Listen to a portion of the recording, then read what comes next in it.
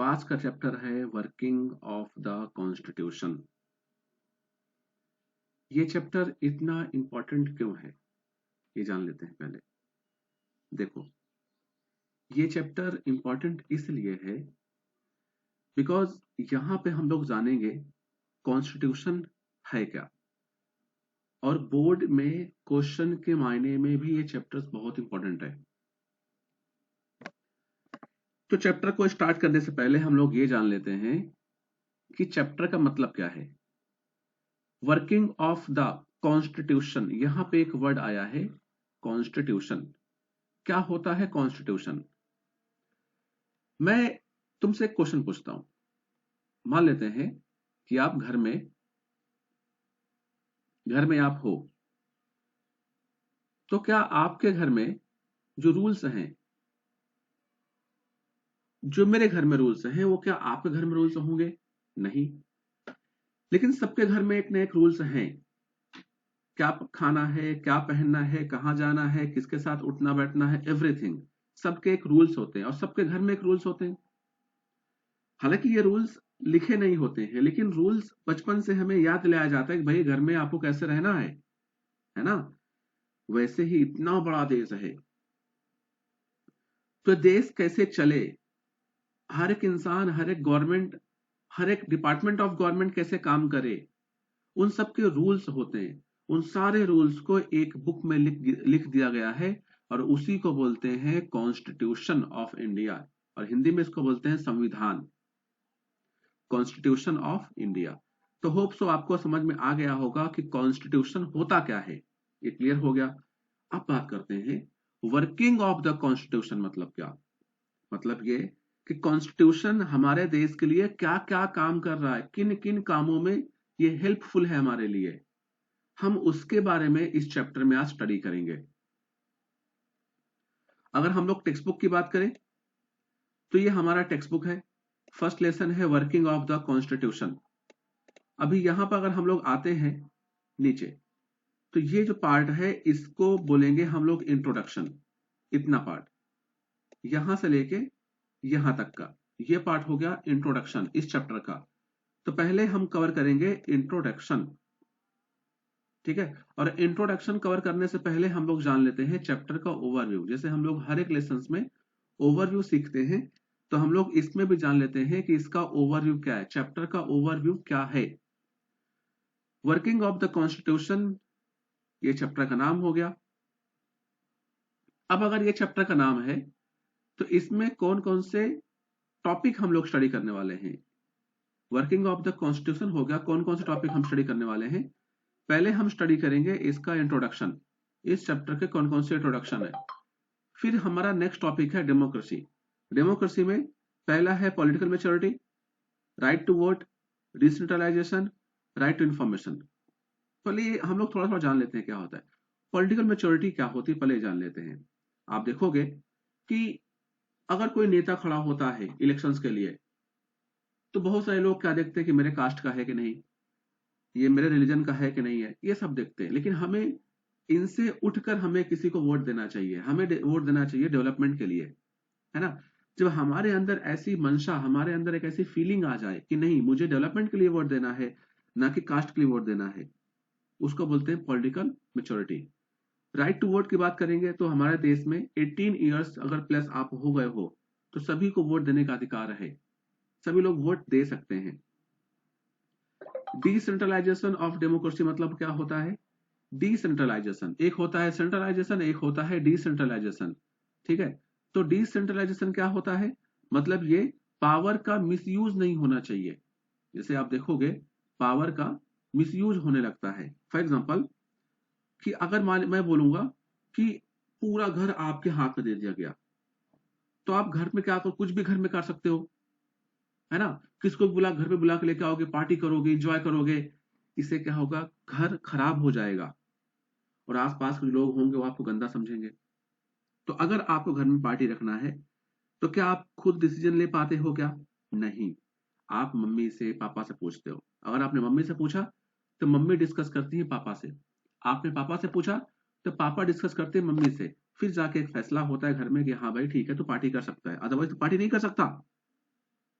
वैसे ही डिसेंट्रलाइजेशन मतलब होता है कि किसी भी एक के हाथ में पावर नहीं रहेगा, पावर किसी भी एक के हाथ में नहीं रहेगा।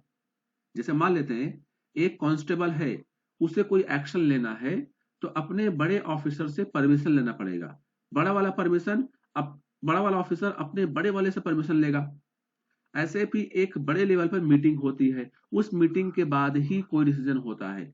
अदरवाइज जैसा स्टार्ट हो जाए, भाई मान लेते हैं कि मैंने पुलिस वाला बन गया, अब बचपन में हो सकता है उस अंकल ने मुझे चॉकलेट नहीं दिया था, मैं पुलिस वाला बन गया, अब मैंने रिवॉल्वर निकाले, तमंचा निकाला, धाए मारा, तो ये काम हम नहीं कर सकते। ठीक है, तो पावर का मिसयूज ना हो इसलिए हम पावर को बांट देते हैं, इसको बोलते हैं डिसेंट्रलाइजेशन। राइट टू इंफॉर्मेशन, ये 2005 में रूल आया हुआ है। इसका मतलब ये होता है कि भाई गवर्नमेंट क्या काम कर रही है, पंचायत में हो, प्रधान हो, नगर सेवक हो, विधायक हो, संसद हो, कोई भी होने दो, भाई तुम काम क्या कर रहे हो, उस काम का पूरा आप रिपोर्ट मांग सकते हो। इसको बोलते हैं राइट टू इंफॉर्मेशन, कुछ भी जानकारी पाने का अधिकार। उसके बाद हम स्टडी करने वाले हैं social justice and equality. Social justice and equality, social justice मतलब सामाजिक न्याय। आपके समाज में, आपके एरिया में कुछ भी किसी के साथ अन्याय ना हो, भेदभाव ना हो, कोई ऊंचा और नीचा ना हो, उसको बोलते हैं सोशल जस्टिस एंड इक्वालिटी। अच्छा, इसमें हम लोग कौन कौन से टॉपिक पढ़ने वाले हैं? पहला पढ़ेंगे policy of reservation of seats. अब क्या होता है, बहुत सारे गरीब होते हैं, बहुत सारे गरीब होते हैं जिनके पास पैसा नहीं होता पढ़ने के लिए। अभी मैं एग्जांपल लूं, अगर मैं किसी पर्टिकुलर कास्ट का एग्जांपल लूं, फॉर एग्जांपल मैं ठाकुरों का एग्जांपल लेता हूं, हालांकि यहाँ पे मैं किसी कास्ट के अगेंस्ट में नहीं हूं, लेकिन आप देखोगे अगर आप 100 ठाकुर से या जो पाटिल हैं उनसे आप मिलोगे, उनको आप देखोगे ना, तो उसमें से मैं बोलूंगा 70% ऐसे होंगे जो ऑलरेडी अमीर होंगे, मतलब उनके पास जमीन जायदाद होगी, बड़े बड़े पोस्ट पे हो सकता है वो लोग होंगे, हो सकता है। मैं 100% की बात नहीं कर रहा हूं, मैं 70% की बात कर रहा हूं, होंगे। लेकिन अगर मैं वही अगर दूसरी मैं पहलू की बात करूं, अगर मैं किसी दलित की बात करूं, एग्जांपल के लिए मैं धोबी लेता हूं, अगर मैं किसी दलित की बात करूं, मैं फिर से बोल रहा हूं कि मैं यहाँ पे कास्ट के अगेंस्ट में नहीं, मैं एक एग्जांपल दे रहा हूं, तो किसी दलित के कास्ट की बात करोगे तो अगर आप 100 लोग से मिलते हो तो उसमें लमसम लमसम ऐसा होगा कि 90% दलित गरीब होंगे। मैं 90% की बात कर रहा हूं, हो सकता है 70% दलित गरीब होंगे। इसका मतलब क्या हुआ कि जो उनके पूर्वज थे, एंसेस्टर्स, वो भी गरीब थे, कहीं ना कहीं कास्ट के बेस पर इनके साथ भेदभाव हुआ है। तो इस कास्ट को रोकने के लिए, इस कास्टिज्म को रोकने के लिए, और जो पहले से इतने गरीब हैं, जो पहले से इतने गरीब हैं, उनको ऊपर लेके आने के लिए यहां पर रिजर्वेशन की पॉलिसी आई है। अब क्वेश्चन फिर से आ गया कि रिजर्वेशन होता क्या है। अगर मान लेते हैं, फिर से हम लोग 100 का एग्जांपल लेते हैं, अगर मान लेते हैं कि 100 जॉब आई है आपके स्कूल में, 100 जॉब है टीचर्स की, टीचर्स की 100 जॉब्स है, तो अगर मैंने बोला कि 30% दलितों के लिए सीट रिजर्व है, मतलब ये होगा कि अगर मान लेते हैं एग्जाम हुआ टीचर्स का, और एग्जाम होने के बाद वहां पर 30 सीट में सिर्फ दलित ही जॉब पा सकते हैं, बाकी कोई भी जॉब नहीं पा सकता। हाँ, जो 70% सीट है उसमें भी वो जॉब ले सकते हैं, लेकिन इसमें उनको कंपटीशन करना पड़ेगा, लेकिन 30% में उनको कोई भी कंपटीशन नहीं करना पड़ेगा। ठीक है, वो आसानी से जॉब पा सकते हैं। जैसे आप बस में जाते हो तो बस में देखो लिखा होता है रिजर्व सीट फॉर वुमेन, मतलब वहां पर सिर्फ महिलाएं बैठ सकती हैं, है ना, बाकी कोई नहीं बैठ सकता, तो वो हो गया रिजर्वेशन। ऐसे ही जॉब में भी रिजर्वेशन होता है। ठीक है, हालांकि इसका बहुत लोग गलत उपयोग भी करते हैं, उनके पास सब कुछ होने के बावजूद, सब कुछ उनके पास होता है फिर भी रिजर्वेशन लेते हैं। मेरे ख्याल से ऐसा नहीं करना चाहिए। जिनके पास इनकम है, वो प्रॉपरली स्टेबल हैं, अपनी फीस भर सकते हैं, तो मुझे लगता है कि अपने ही कास्ट में उनके जो और गरीब लोग हैं उनको रिजर्वेशन का सुविधा देना चाहिए। नेक्स्ट टॉपिक हम पढ़ने वाले हैं शेड्यूल कास्ट एंड ट्राइब्स। जो आदिवासी होते हैं उनके साथ जो अन्याय होता है उनमें उनके लिए कौन कौन से रूल बनाए गए हैं ताकि उनके साथ अन्याय ना हो, वो हम लोग स्टडी करने वाले हैं। प्रोविजंस फॉर माइनॉरिटीज, जो अपने देश में माइनॉरिटीज हैं, जैसे एग्जांपल के लिए यहाँ पे मैं जैन की बात करूंगा, जैन, सिख की बात करूंगा, जैन हो गए, सिख हो गए, पारसी हो गए, क्रिश्चियंस हो गए, बौद्ध हो गए, ये सब क्या है? ये सब माइनॉरिटीज हैं। मतलब ये देश में जिसकी जनसंख्या कम है रिलीजन के बेस पर, उनको बोलते हैं माइनॉरिटीज। तो उनका जो बिलीफ सिस्टम है, उनके जो गॉड है, उनका जो रिलीजन है, उनका जो कल्चर है, उसके साथ अन्याय ना हो, उनको इक्वल का दर्जा दिया जाए, इसके लिए उनके लिए कुछ प्रोविजन, संविधान में कुछ रूल्स बनाए गए हैं ताकि उनके साथ अन्याय ना हो, अपने कल्चर को, अपने रिलीजन को बढ़ावा दे सके।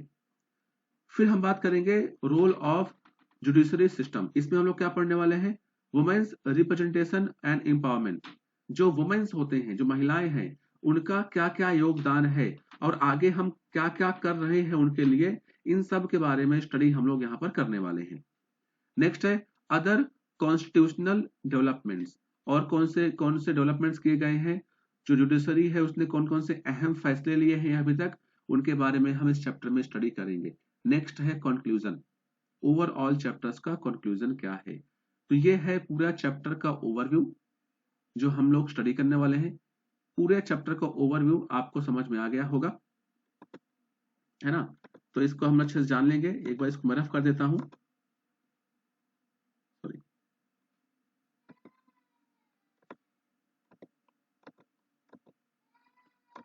Sorry, control Z. तो ये ओवरव्यू हो गया हमारे चैप्टर्स का। अब हम लोग देखेंगे आगे का टॉपिक। अब है इंट्रोडक्शन। ठीक है, अब अगर हम लोग इसके इंट्रोडक्शन की बात करेंगे, बहुत ही आसान है इंट्रोडक्शन, देख लेते हैं फटाफट क्या बोला हुआ है। कहाँ गया इंट्रोडक्शन? एक मिनट।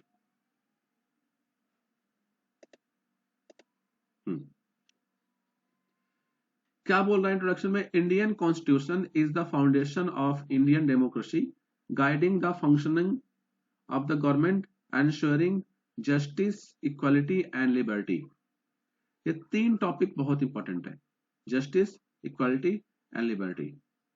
मतलब ये जो इंडियन कॉन्स्टिट्यूशन है वो एक्चुअली में फाउंडेशन ऑफ इंडियन डेमोक्रेसी है। मतलब ये यहाँ पे एक टॉपिक आ गया, डेमोक्रेसी। क्या होता है भाई डेमोक्रेसी?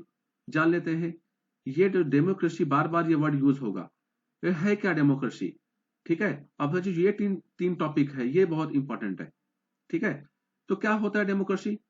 डेमोक्रेसी मतलब होता है कि देखो पहले क्या होता था, अगर एक किंग है और अगर मुझे किंग बनना है तो पहले जाके मैं उस किंग से वॉर करूंगा, या हो सकता है कि मैं उस किंग का लड़का हूं कि उसके मरने के बाद मैं राजा बन जाऊंगा। एक बात तो ये हो गई।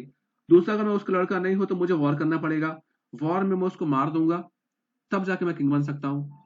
लेकिन डेमोक्रेसी में क्या होता है? डेमोक्रेसी में ऐसा नहीं है।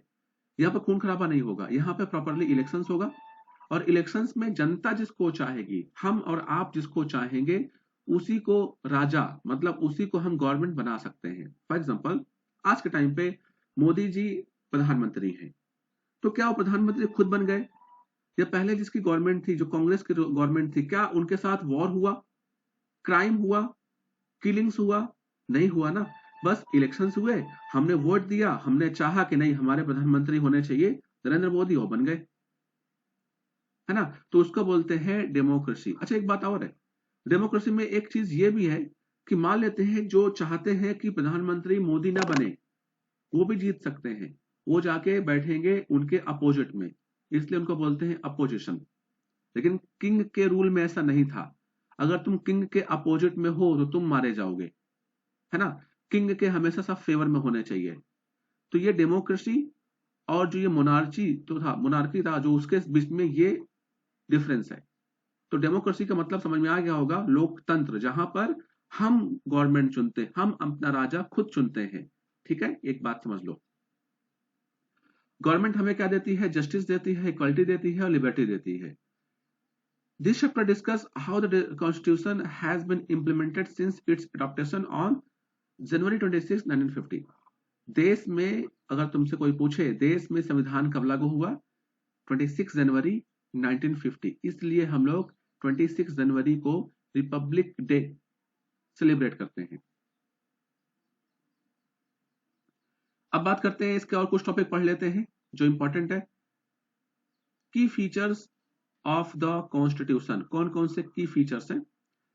पहला है, हम पहला पढ़ेंगे, पहला है यूनिवर्सल एडल्ट फ्रेंचाइजेस। मतलब ये कि अगर कोई भी 18 इयर्स के अबव हो गया, 18 इयर्स के अबव हो गया तो वो यहाँ पर वोट दे सकता है। इसलिए पूरे वर्ल्ड में India the largest democracy in the world, ठीक है। वोट देने का अधिकार हमको है अगर आप 18 प्लस हो गए, आपके पास वोटिंग कार्ड है तो।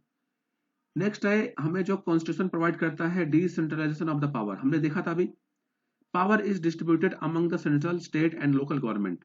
यहाँ पर 3 टॉपिक आ गया। ये 3 टॉपिक पहले समझो क्या होता है, 3 टॉपिक को जानो पहले क्या होता है। यहाँ पर पहला क्या है, सेंट्रल, फिर है स्टेट और फिर है लोकल गवर्नमेंट।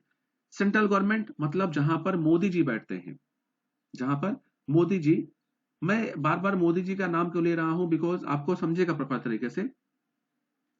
जहां पर मोदी जी मतलब मोदी जी, जहां पर प्रधानमंत्री काम करते हैं, पार्लियामेंट जो होता है देश का दिल्ली, वहां पर जो बैठता है उसको बोलते हैं सेंट्रल गवर्नमेंट। स्टेट गवर्नमेंट मतलब मुख्यमंत्री, जैसे महाराष्ट्र हो गया, महाराष्ट्र में देवेंद्र जी मुख्यमंत्री हो गए तो वो हो गया स्टेट गवर्नमेंट। स्टेट गवर्नमेंट के इलेक्शंस होता है, मुख्यमंत्री सीएम के इलेक्शंस होता है। फिर होता है लोकल गवर्नमेंट। लोकल गवर्नमेंट मतलब होता है जहां पर नगर सेवक या फिर जो ग्राम पंचायत होते हैं, प्रधान का जो चुनाव होता है, इलेक्शंस होता है, उसको बोलते हैं लोकल गवर्नमेंट। या फिर मैं बोलूंगा म्युनिसिपालिटीज। क्या बोलूंगा मैं? म्युनिसिपालिटीज। ये इनमें पावर बटा हुआ है, ऐसा नहीं है पूरा पावर सेंट्रल के हाथ में नहीं है, पूरा पावर स्टेट के हाथ में नहीं है, पूरा पावर लोकल गवर्नमेंट के हाथ में नहीं है। मैं एग्जांपल देता हूं। एग्जांपल के लिए कल के दिन मान लेते हैं जो कोई स्टेट है, कोई स्टेट है, उसने बोला भाई मुझे एक अलग देश चाहिए, मुझे एक अलग देश चाहिए, मुझे इंडिया के साथ नहीं रहना है। तो इस केस में ये पावर स्टेट के पास नहीं है, वो स्टेट के पास ये पावर नहीं है। या फिर कोई स्टेट क्लेम कर देता है, मान लेते हैं कि महाराष्ट्र है, महाराष्ट्र ने कर्नाटक, उसका बॉर्डर है, कर्नाटक के पास कोई एक गांव है और कर्नाटक में ही है, उसको महाराष्ट्र ने क्लेम कर दिया कि ये हमारा राज्य रहेगा। तो यहां पर देखो दोनों के बीच डिस्प्यूट हो गया, तो ये भी पावर गवर्नमेंट के, जो स्टेट गवर्नमेंट होती है उसके हाथ में नहीं है, ठीक है। ये पावर किसके पास है? सेंट्रल गवर्नमेंट के हाथ में। लेकिन वही बात अगर मैं देखा जाऊं कि सेंट्रल गवर्नमेंट अगर ये चाह रही है कि मैं पर्टिकुलर स्टेट में, महाराष्ट्र में या कर्नाटक में कंपलसरी हिंदी कंपलसरी कर दूंगा, सभी लोग को हिंदी कंपलसरी बोलने आना चाहिए, तो ये सेंट्रल गवर्नमेंट नहीं कर सकती, ये पावर सेंट्रल गवर्नमेंट के हाथ में नहीं है। तो अब देखो पावर सबके बटे हुए हैं, है ना। तो इसीलिए बोला जाता है कि डिसेंट्रलाइजेशन ये क्या है, ये है prevention of misuse of power, power का कोई मिसयूज न कर पाए, उसका एक रूल है। नेक्स्ट है रिजर्वेशन पॉलिसी। ये हमने देख लिया क्या होता है रिजर्वेशन पॉलिसी, और रिजर्वेशन होता क्या है हमने ये भी जान लिया, भैया रिजर्वेशन होता क्या है ना। तो ध्यान में रखने का है क्या होता है रिजर्वेशन, जाना।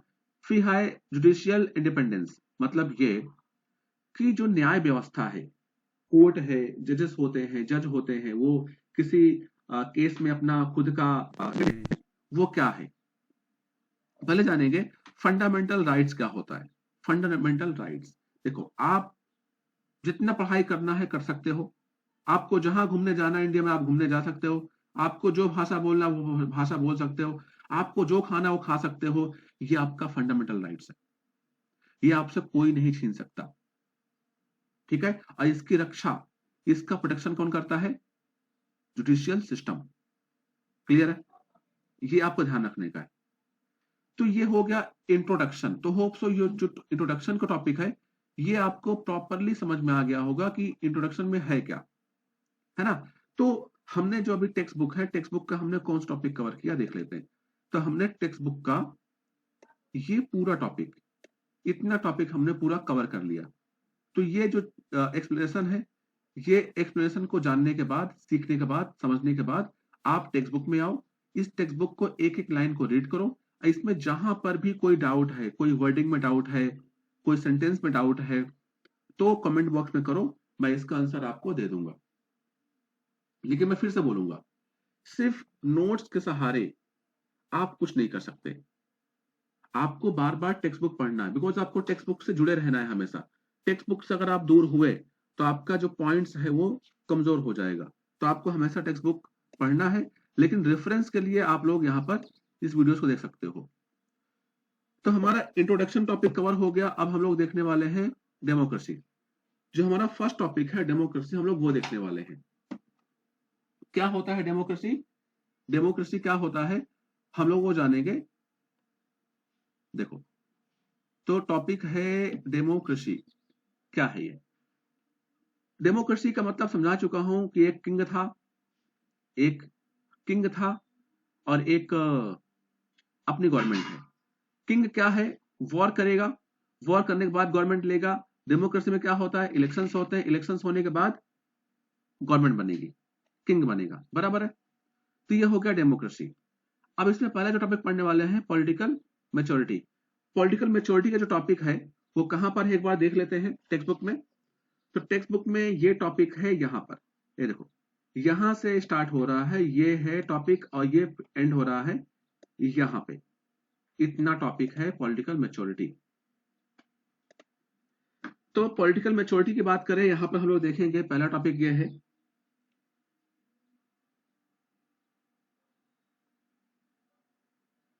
क्या बोल रहा है? Democracy is not just about having a representative system, it must be practised actively in society. मतलब ये कि डेमोक्रेसी का मतलब सिर्फ ये नहीं होता है कि आपका नेता है, आपका नेता वहां पे गए, हाँ, तो इसका मतलब ये नहीं होता है कि आपका जो नेता है वो गया, आपने नेता को चुन लिया, नेता गया विधानसभा में, गया पार्लियामेंट में, गया, हो गया। इसका मतलब सिर्फ डेमोक्रेसी नहीं होता है, ये प्रॉपर तरीके से प्रैक्टिस्ड होने चाहिए। When democratic principles are practised, democracy become an integral part of political life. मतलब ये कि डेमोक्रेसी के कुछ रूल्स होने चाहिए, और संविधान है, कॉन्स्टिट्यूशन है, उसके जो रूल्स है हमें फॉलो करना चाहिए। अगर हम लोग प्रॉपर तरीके से उसको फॉलो करते हैं तो लाइफ में आगे जाके वो पॉलिटिकल लाइफ का एक पार्ट बन जाता है। जैसे इलेक्शंस कैसे होने चाहिए, एक प्रधानमंत्री है, एक सीएम है, वो कैसे काम करने चाहिए, इन सबको के रूल्स हमें प्रॉपर तरीके से फॉलो करवाना चाहिए। In India people have direct representation. मतलब इंडिया में तीन पार्ट ऐसे हैं, तीन प्लेस ऐसे हैं जहां पर जो हम हैं, आप या मैं हूं, डायरेक्टली हम लोग अपने लोगों को चुन के वहां पर भेज सकते हैं। इलेक्शन में उनको वोट देकर, उनको जिताकर वहां पर भेज सकते हैं। पहला है पार्लियामेंट, पहला है पार्लियामेंट। ये देखो, ये है पार्लियामेंट। ये क्या होता है पार्लियामेंट? पार्लियामेंट मतलब ये होता है जहां पर सांसद, मतलब ये कि जो प्रधानमंत्री का इलेक्शंस होता है ना, जैसे मोदी जी हैं अभी प्रधानमंत्री हैं, प्राइम मिनिस्टर हैं, जो इसका इलेक्शंस होता है उसमें जो विन होता है, जीत जाता है, वो जाकर जाता है पार्लियामेंट में। ये पार्लियामेंट कहां पर है? दिल्ली में है। देखो, ये जो आपको दिख रहा है ये ओल्ड पार्लियामेंट हाउस था, अभी न्यू पार्लियामेंट हाउस बना है, दिल्ली में ही बना हुआ है, ये न्यू पार्लियामेंट हाउस है। तो यहाँ पर अभी जो लोग होते हैं, जो जीत के जाते हैं, वो अब यहाँ बैठते हैं, वो यहाँ बैठते हैं, ना कि यहाँ बैठते हैं। क्लियर? ये बहुत ओल्ड हो चुका था, अभी ये न्यू बना हुआ है। अब पार्लियामेंट में जो इलेक्शंस जीत के जाता है उसको बोलते हैं एमपी, मतलब मेंबर ऑफ पार्लियामेंट। क्या बोलेंगे? मेंबर ऑफ पार्लियामेंट, इसको बोलेंगे एमपी।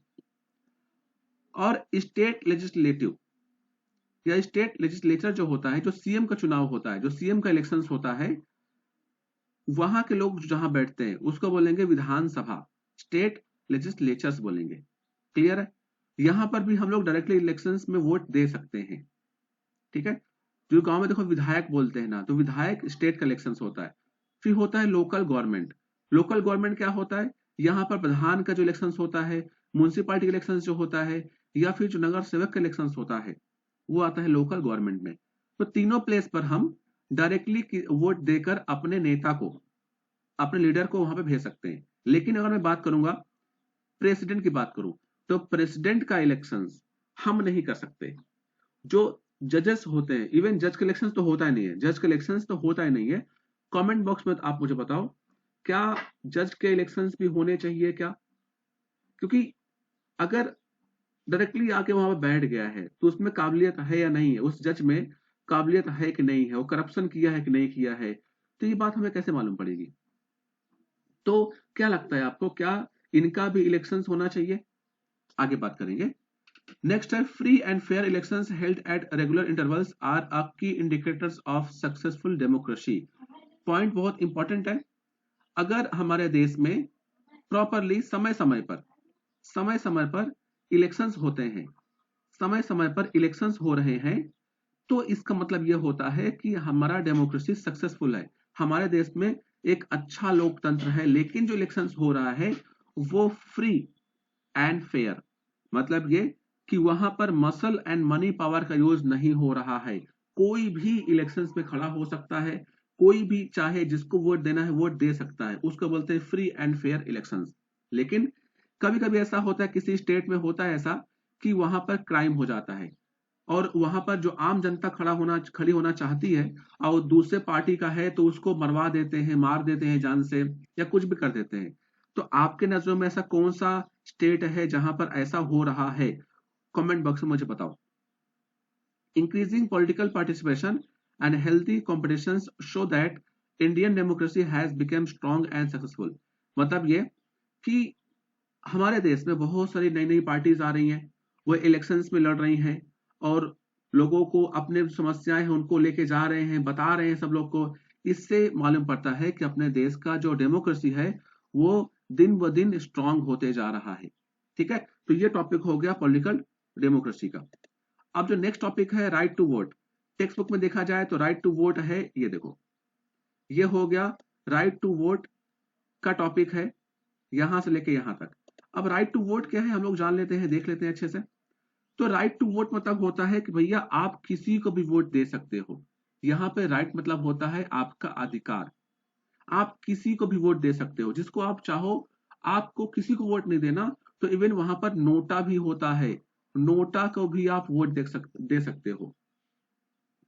तो एडल्ट सफ्रेज मतलब होता है कि अगर आप 21 साल के पहले टाइम ऐसा था कि अगर आप 21 साल के हो गए तो आप किसी को भी वोट दे सकते हो। राइट टू वोट, चाहे वो मैन हो चाहे वुमेन हो, आप किसी को वोट दे सकते हो। लेकिन अभी क्या हुआ, एक रूल नया आ गया, जो 21 ईयर्स था उसको घटाकर 18 ईयर्स कर दिया गया। तो अब क्या हुआ कि अगर आप 18 प्लस हुए तो आप किसी को भी वोट दे सकते हो, ये आपका अधिकार रहेगा। अच्छा, 21 से 18 कर दिया गया, तो इससे क्या क्या इंपैक्ट पड़ा?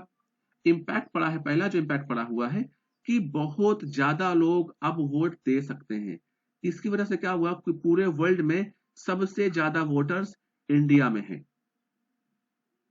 अब क्या हुआ, क्वांटिटेटिव एंड क्वालिटेटिव, मतलब अब वोटर्स ज्यादा हो गए, वोटर्स ज्यादा हो गए तो क्वांटिटी बढ़ गई, मतलब मात्रा बढ़ गई। और उससे क्या हुआ, नई नई जो पार्टीज हैं वो भी आ रही हैं, इससे क्या हो रहा है, क्वालिटी भी इंक्रीज होता है। एग्जांपल के लिए, अगर एक ही पार्टी हमेशा राज कर रही है, हमेशा राज कर रही है, तो करप्शन हो गया, क्राइम हो गया, बहुत बढ़ जाएगा। अगर और भी पार्टीज आ जाएंगी, इससे होगा ये, उनमें कंपटीशन रहेगा, सत्ता गवर्नमेंट जाने का डर रहेगा, इसलिए वो लोग कुछ भी काम, मनमानी वाला काम नहीं करेंगे, इसलिए बहुत सारी पार्टी का होना जरूरी होता है। New political parties are emerging with support of young voters, नई नई पार्टी आ रही है। These parties reflect various expectation of the people, enhance political competition। और जो नई नई पार्टी आ रही है वो क्या करती है कि जो आम पब्लिक है उनकी जो प्रॉब्लम्स है, उन प्रॉब्लम्स को दूर तक लेके जा रहे हैं, ताकि सब लोग जाने कि हाँ एक आम इंसान क्या फील कर रहा है, क्या उसकी प्रॉब्लम हो रही है। क्लियर है? तो ये हो गया राइट टू वोट के पॉइंट्स। अगर यहाँ पे डायग्राम की बात की जाए तो ये डायग्राम तो कॉमन सा है। अगर मैं इस डायग्राम की बात करूंगा तो पहले वोट्स ऐसे देते थे, बैलेट पेपर होता था,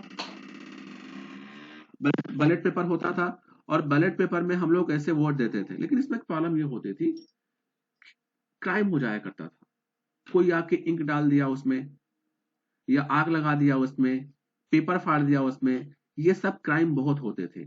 उसके साथ साथ ही बहुत सारे करोड़ों पेड़ काट दिए जाते थे पेपर बनाने के लिए, वोट देने के लिए। भाई पूरे देश में वोट होने वाला है, तो इसलिए इस सिस्टम को बंद कर दिया गया। अब आया है ईवीएम। पहली बात तो ये होता है मशीन, तो पेपर तो गया यहां पर। दूसरा ये होता है कि ये ऑफलाइन होता है। कोई चीज को तभी आप हैक कर सकते हो जब वो ऑनलाइन हो। तो ये पूरा सिस्टम होता है ऑफलाइन। अगर इस पूरा सिस्टम ऑफलाइन है तो इसको हैक नहीं कर सकते। तो यहां पर कोई भी मल प्रैक्टिस, मतलब कुछ भी यहां पर आपके साथ बेईमानी नहीं हो सकती। तो इसलिए अब पूरे देश में ईवीएम से इलेक्शंस होते हैं, पहले बैलेट पेपर से इलेक्शंस होते थे। तो राइट टू वोट का सिस्टम भी हमने यहाँ पे देख लिया। अब जो नेक्स्ट टॉपिक है, डिसेंट्रलाइजेशन ऑफ द डेमोक्रेसी, मतलब ये कि हम पावर का मिसयूज नहीं कर सकते, इसका मतलब हो गया डिसेंट्रलाइजेशन। ठीक है। डायरेक्टिव प्रिंसिपल्स ऑफ स्टेट, ये जो नाम है ये नाम याद रख लो। Directive principles of the state policy, संविधान में एक अलग से चैप्टर्स है जिसमें रूल्स लिखे होते हैं कि एक स्टेट को, एक गवर्नमेंट को, एक देश को कैसे बिहेव करना है। ठीक है। यहां पर इंपॉर्टेंस रिफॉर्म्स मतलब होता है कौन कौन से चेंजेस किए गए। यहां पर संविधान में अगर कोई लॉ को ऐड करना है या फिर कोई लॉ को हटाना है तो उसके लिए एक प्रोसेस होता है, उस प्रोसेस को बोलते हैं अमेंडमेंट्स। क्या बोलेंगे उसको? अमेंडमेंट्स बोलेंगे। और आर्टिकल नंबर, जो रूल नंबर होता है ना, उस रूल नंबर को बोलते हैं आर्टिकल। तो आर्टिकल नंबर 368 में बताया गया है प्रॉपर तरीके से कि संविधान के किसी नियम को हटाना है या किसी नियम को ऐड करना है तो उसके लिए रूल्स कैसे होने चाहिए। तो आपको याद रखने का है, आर्टिकल नंबर 368 में बताया गया है।